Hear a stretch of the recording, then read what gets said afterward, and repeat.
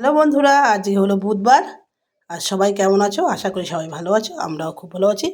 আর তোমরা দেখছো বাবলির রান্নাঘর। আর আজকে বাবলির রান্নাঘরের দুপুরের মেনু দেখো। প্রথমেই দেখাই আলু ভাজা।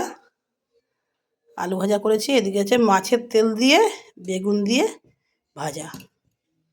তার সঙ্গে আছে দেখো দিয়েছে লাল শাক।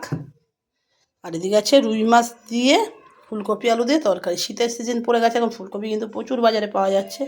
তার সঙ্গে আছে দেখো দুধটা অবশ্য কালকের তেল দিয়েছিলাম। আর এদিকে দেখো ভাত।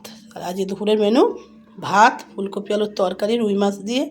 এদিকে আছে দুধ, এদিকে আছে মাছের তেল দিয়ে বেগুন, আর লাল শাক, আর এখানে আছে আলু ভাজা।